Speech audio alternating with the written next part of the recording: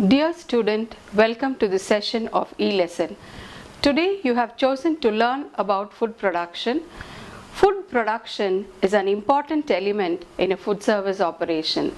The expectations of a customer can be satisfied only through tasty and good food, which in turn can be achieved through food production. Hence, the heart of any food service operation is the food production department. And after learning this module, you should be able to understand the food production subsystem, prepare a production schedule, and understand the various methods of food production. Production in the generic sense is the process by which the products are created. In the context of food service, production is the managerial function of converting raw ingredients into menu items that are served to customers after going through various preparation techniques. To define food production, it can be said that it is the preparation of menu items in the needed quantity and in the desired quality at a cost appropriate to the particular operation. We should know that food production is not mere cooking and serving. It involves planning and controlling ingredients, production methods, food quality, labor, and energy consumption.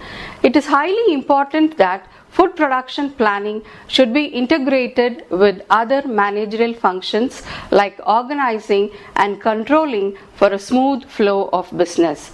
Let us now see the various steps in food production. The first step in food production is production decisions or production planning.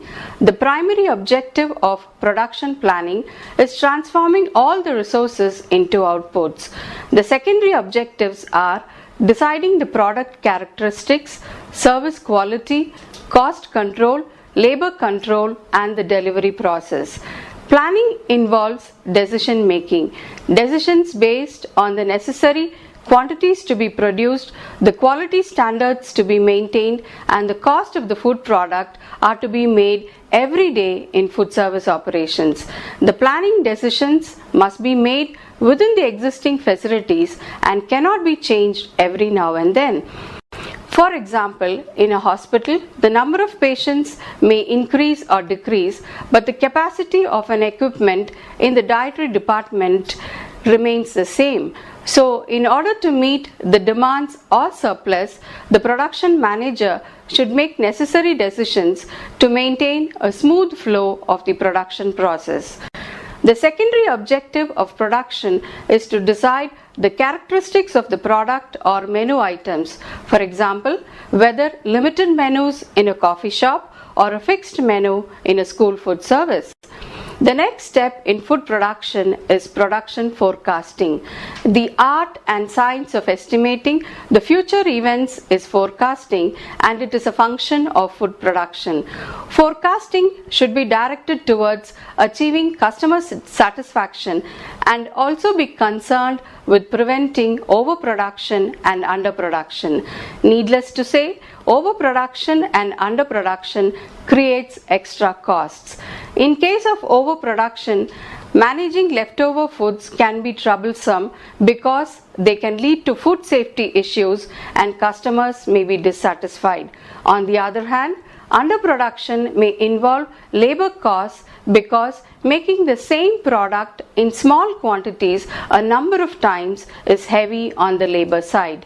Not only the labor cost is high, but customers will be disappointed if the food quantity is less or is unavailable. Hence, good forecast is essential to help in a smooth transition from the present to the future output. For effective forecasting, good production records are important. As you see in this slide, a production record should include date and day of the week, hour of service, special events, menu prepared, quantity of each item prepared, and quantity of each item served.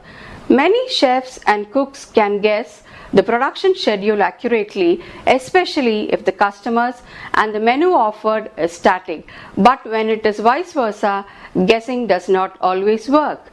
For this, a scientific method of forecasting is needed, and there are various methods of forecasting modules available.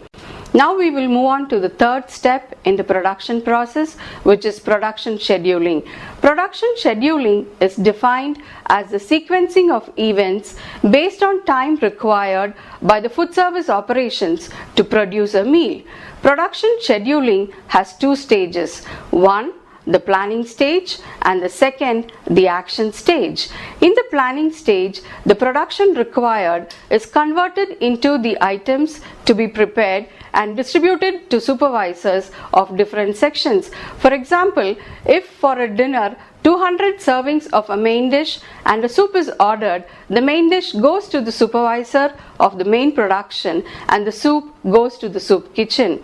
In the second stage, that is the action stage, supervisors assume responsibilities by preparing a production schedule. Now, what is a production schedule? The production schedule, also called as the production worksheet, activates the menu and the production process. It is a form which may be used manually or in a computer. As you see here, the basic information like unit, production date and meal should be included. Additional information like preparation, time schedule, menu items, over and under production, quantity to prepare, substitutions, actual yield, pre-preparation and special instructions are included. The production schedule is posted on a bulletin board and is available for the employee to understand what food items he should prepare. A variant of production scheduling is batch cooking. In this method, the total quantity of menu items is divided into smaller quantities and then cooked. The next step is ingredient control.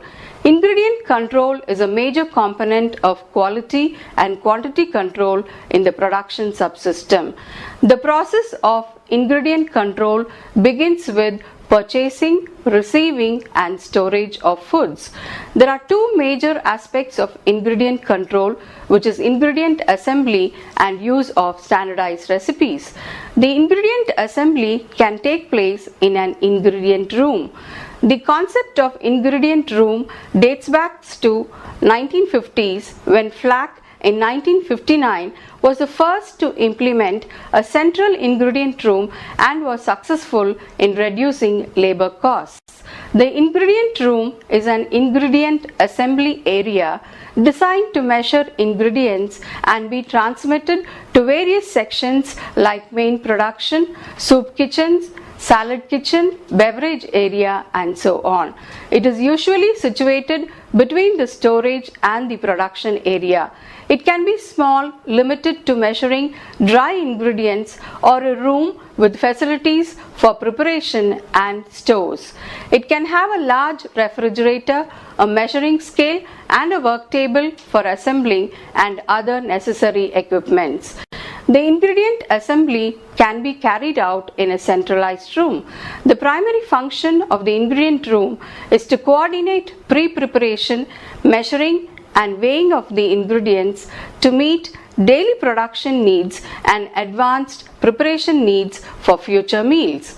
The ingredients for each recipe are weighed, measured and packed and labeled. When computers are used, a consolidated ingredient list based on individual ingredients or total ingredients needed for the production can be obtained.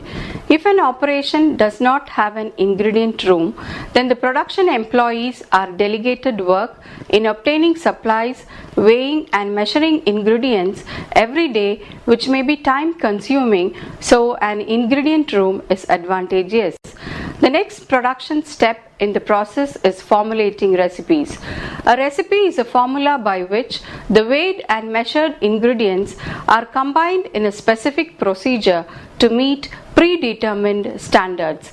It is actually a written communication tool which is passed from the food service manager to the production employees. A recipe is an excellent quality and quantity control as it helps to set standards. Once a recipe is tried and tested many times, it becomes a standardized recipe and always gives the same results. The details of standardization is given in another module.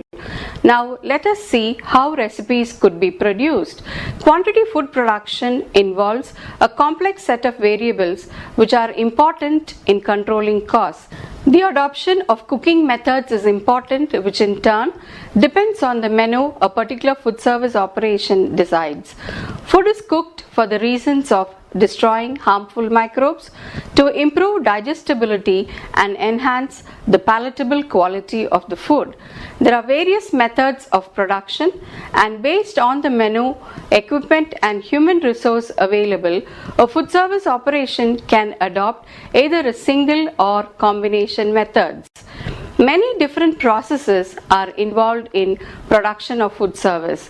Preparation can be simple, like serving a simple fruit, or could be complex, like baking or combining many production methods. Now we will see the various methods of production. As you are aware, basically heat is employed to cook food. Heat transfer can be in 4 ways: conduction, convection, radiation and induction. Conduction is by transferring of heat through direct contact. Heat is transferred from a heat source, either gas or electricity, through a cooking vessel to food. Grilling, boiling, frying are examples of conduction. Convection is the distribution of heat by the movement of liquid or vapor, which can be either natural or forced. For example, in deep frying, oil is the liquid in motion which transfers heat from the food product. The third type is radiation, which pertains to the generation of heat within an object.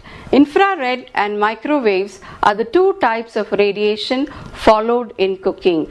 Broiling is a familiar example of infrared cooking. In a broiler, an electric or ceramic equipment is heated by a gas flame and it becomes hot to emit infrared radiation which cooks the food. Microwaves have very short wavelength and are generated by an electromagnetic tube. Microwaves penetrate into the food and agitate the water or fat molecules, resulting in a friction which creates heat, which in turn cooks the product. The fourth type of heat transfer is induction. Induction is the use of electrical magnetic fields to excite the molecules on cooking surfaces. Induction heating is fast and the burner has no open flame.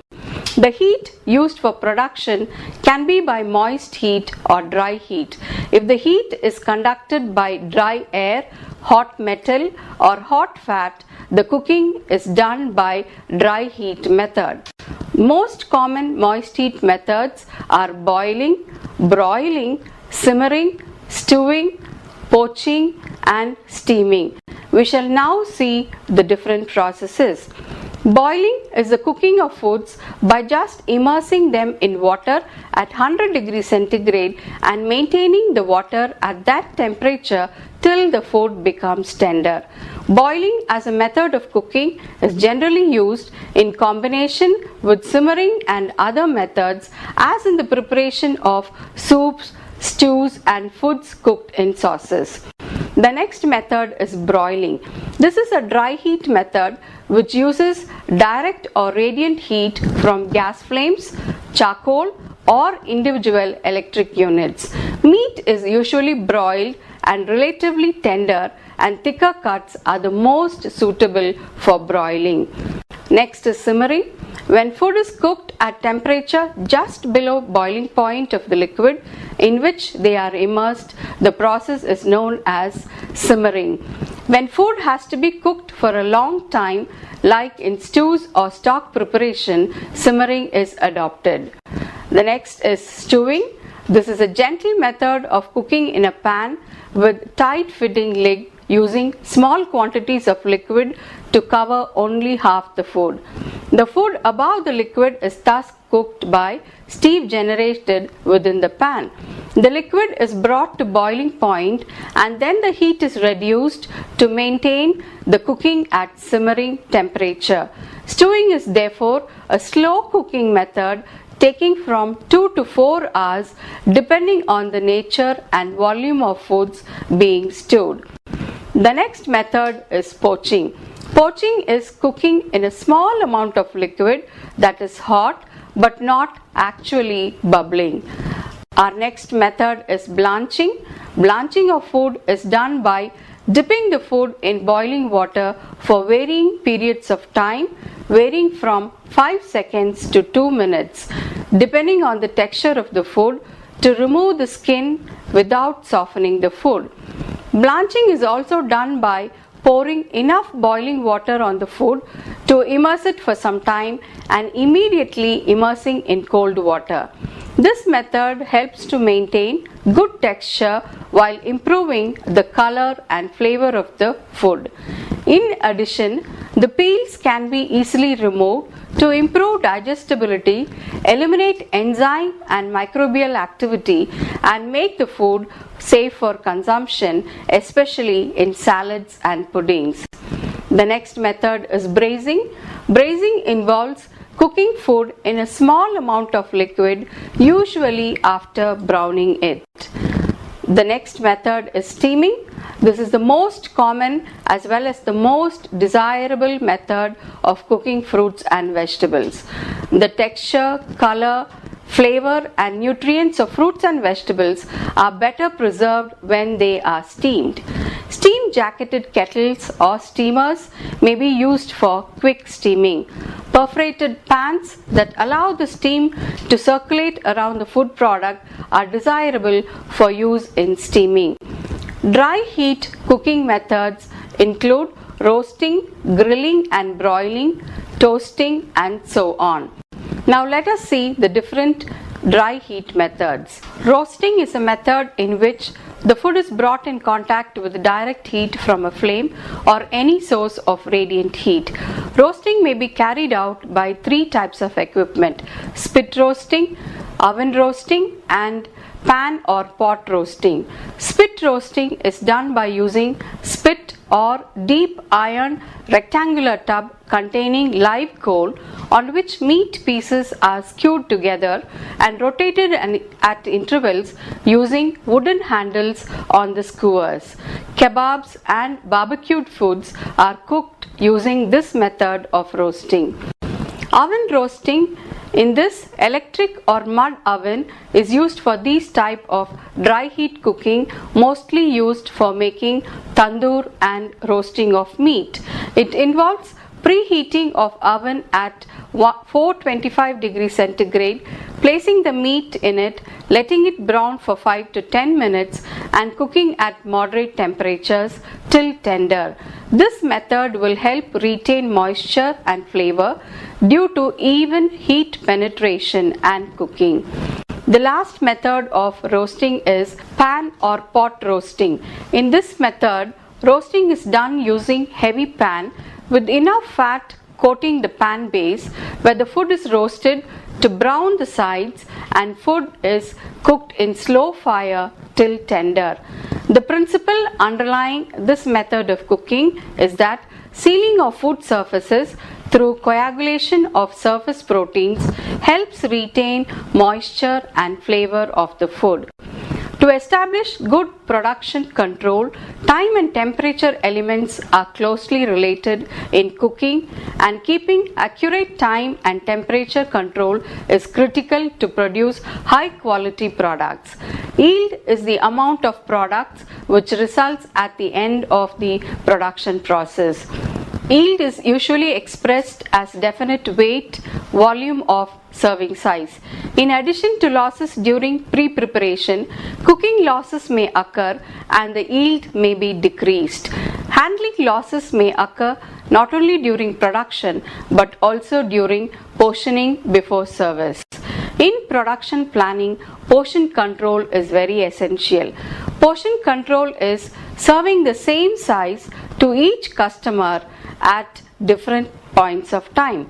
Portion control is one of the important control in production of food, and to achieve this, the following steps could be practiced. Foods can be purchased according to specifications which will yield the exact or the expected number of servings. Standardized recipes can be followed. Employees should know about the portion control utensils. A portion control guide can be used, or standard sized utensils can be used.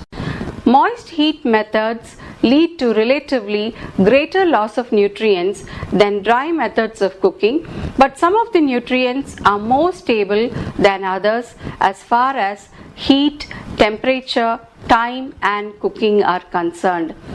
Proteins, fats and carbohydrates are not lost in day-to-day cooking, but in vegetables which contain higher moisture, water-soluble vitamins are lost due to destruction of heat. Adding of salt in cooking water while soaking leads to loss of vitamins. Losses due to oxidation and evaporation occur more often when vegetables are peeled and cut and kept for a long time before cooking. The size of the pieces determines the degree of losses. The cooking time and amount of liquid are important factors in nutrient retention. Repeated washing of rice leads to loss of thiamine and nicotinic acid. Vitamin C is lost as it gets easily oxidized, while vitamin A is stable to heat and cooking by moist heat. Dry heat methods are destructive, especially shallow frying or roasting due to air exposure as compared to deep frying where oxidative losses are reduced. Nutrient can be retained using methods that can enhance the nutritive content of the food and prevent losses during preparation and cooking. Loss of nutrients during cooking can be prevented by using minimum amount of water. Cooking vegetables by sauteing in little fat or oil and allowing to steam in their own moisture on low heat can help in retention of nutrients. Spices may be added before the steaming process. Increasing the acidity of foods by addition of tamarind or lemon juice helps to preserve certain vitamins. Cooking with lids closed for a short period of time can also prevent oxidative loss of nutrients. It is therefore important to ensure that food preparation methods make the nutrients easily available for absorption through improved digestibility of the food. Prepared foods with sprouts or germination of legumes can enhance the nutritive content of the food and improve digestibility and absorption. Fermentation of foods and combination recipes such as cereals and pulses cooked together increase the nutritive value of a meal. To summarize, let us understand that based on food production, the entire functions of a food service revolve. Careful production planning is important for managing food production on large scale. I hope this lesson would have been of great use to you.